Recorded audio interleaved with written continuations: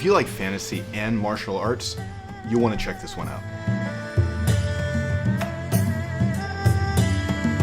Well, hello, my name is Caleb Sanders. Welcome to my channel. I am a teacher and administrator, and I love all things story related and nerdy. And today, I want to tell you about a book that I picked up very much on a whim that I didn't even know about recently, and that is Breath of the Dragon by Fonda Lee. If you know anything about Fonda Lee, you know that she is a powerhouse when it comes to being a fantasy author, some sci-fi as well, especially inspired by East Asian history. Her Greenbone Saga series is one of my favorite series of all time, set in Taiwan Japanese post-World War II inspired Taiwan.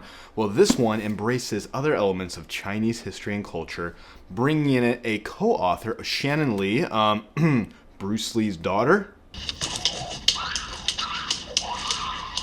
Yeah, that Bruce Lee. Well, everything you think would be in this book is in here, so let's check it out a little bit. This will be mostly spoiler-free with giving some context to the world building that is done for this book, but just be warned there are a few little things that might not spoil, but introduce elements early for the story, but shouldn't be any problem if you're wanting to check this book out. If you think about quintessential martial arts movies, you might think of Jet Li in Fearless.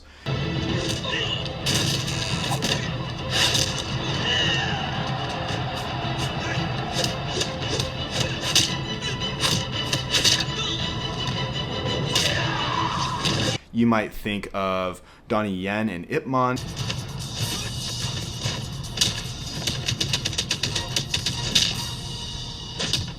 You might think of Bruce Lee in Enter the Dragon.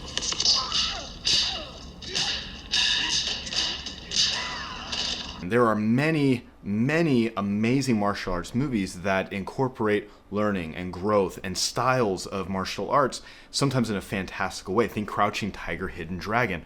Well, this book does an amazing job of, in a YA fashion, there's some adultish elements that come in, but it's more of a shock factor. It's very much more on the YA side here compared to the Greenbone Saga.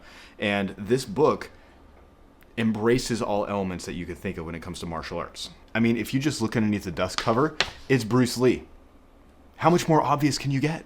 No lie though, the cover did stand out for me. This was on sale and I got it with a gift certificate for like under 10 bucks, and so completely amazing deal. This is a book that is really introducing a series that very much takes its inspiration from Chinese history, adding in some like Kung Fu Panda elements. So even just the world building. In the world of this book, you have West and East Longan, which used to be a united country that has been split by civil war, divided by the Snake Wall, a very clear stand-in for the Great Wall of China.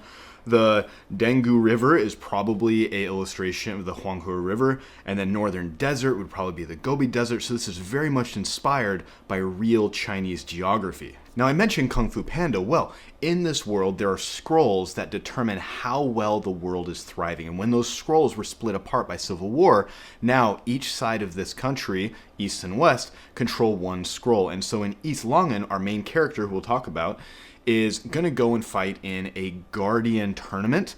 Every 6 years, it is held to be able to find a new Guardian. Again, think Dragon Warrior, Kung Fu Panda, that will control and safeguard this scroll for the betterment of his people. So in this world, you have the breath mark. These are people that are born with scales. Think dragon scales are supposed to be descended from and gifted by the dragon god. Hopefully that's delved into more deeply in future books.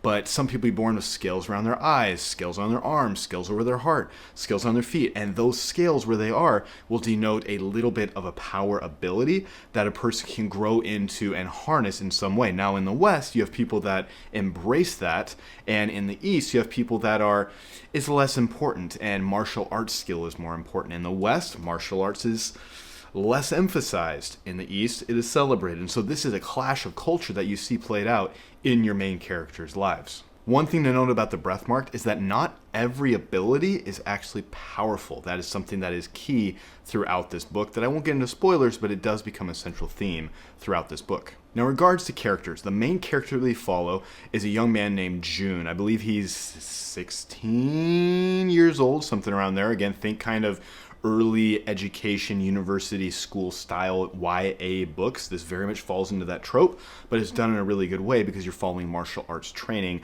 versus a school system.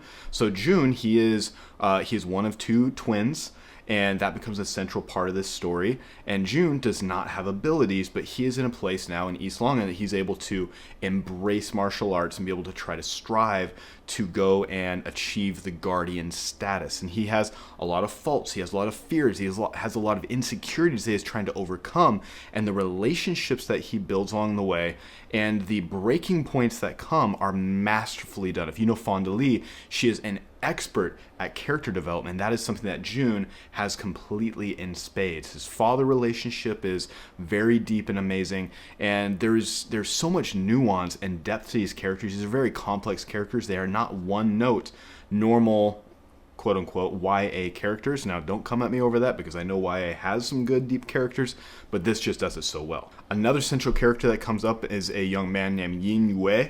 I think he's about 19 years old. He is a much more developed martial artist who's going to also go, and he's a childhood rival of Jun, and he is a central character that moves forward. And again, you think you would have a one-off kind of one-note rival martial artist that you beat and move on, and then maybe comes back and it's very one-note. Well, this is a character who does become very deep, and Fonda Lee does an amazing job where she writes a character that you learn about, you see them, you might form a picture of their character in your head, their personality, and then she will drop little nuggets of information and history throughout the book that completely maybe either change or that will promote certain aspects of this character in a masterful way. You also have a man named Sifu Chang. He's a blind musician who becomes instrumental and more of like if you think about the hero's journey, becomes the guardian trope to help train up Jun, but in very unique ways. I can't go into anything without spoilers of the plot, of characters, of setting,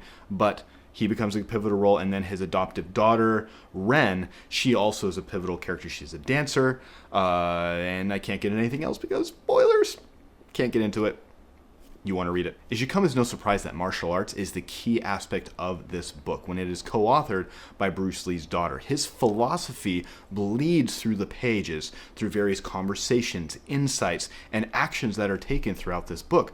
Now, there are clear lessons. The fight scenes could be longer, in my opinion. They're very short because we focus in a lot on the characters and the politics and the plot of everything going on, but there are enough martial arts sequences. There's probably a good 10 moments throughout this book of martial arts sequence, impact, fight, training, montage that really grip you and hopefully pull you in. So if you're a martial artist, that pulls you in. If you're more focusing on the cultural history side, that will pull you in as well. And there's some magic and stuff thrown in there too to kind of satiate everybody when it comes to a historically inspired fantasy series. This book is at its most compelling and strongest when it comes to the character development of these very nuanced and complex characters who have deep emotions that you will want to cry at certain moments in this. I'm very empathetic, so I'll be completely the first one to say that reading certain scenes will make me cry. My wife is like, "What's going on with you?" I'm like, "I don't want to talk about it." And so these characters will just pull you in such a deep way. And obviously the martial arts is going to be amazing. It's unique in each different way, especially with changes to the Guardian tournament that ups the stakes and the scale and the emotion that is going on at this point. Some of the weaknesses is this is a very mixed pacing. At times it goes fast and then a little bit slower, and then fast and a little bit slower. And that does give the ability to breathe in the tone of this book. However, that fast pace does bring some rapid shifts to the plot that I like to have a little more fleshed out and toned down, but this is YA, so you don't expect as nuanced of epic fantasy that you would see in, say, a Greenbone Saga or a Stormlight Archive or a First Law Trilogy, something of that nature. For me personally, I would give this a B+ rating. Extremely solid book that is beautifully written with engaging characters and fascinating visceral fight scenes that does have a few little pacing things that are a little jarring at times, but that is something that you can completely accept when it comes to the epic nature and scope of Breath of the Dragon, which I highly recommend that you go check out. If you've never read a Fonda Lee, this is a great introduction to her, and if you love Fonda Lee's works, you will not be disappointed.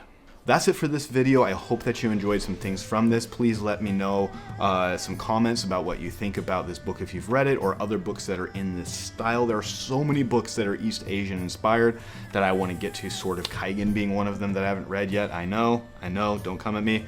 It's on my list. I'm a teacher. I can't just buy a million books, and I have 2 kids that like to try to rip up my books, my youngest daughter at least. So have an amazing day. God bless. Go read some amazing stories and make somebody smile. We'll talk to you later. Bye-bye.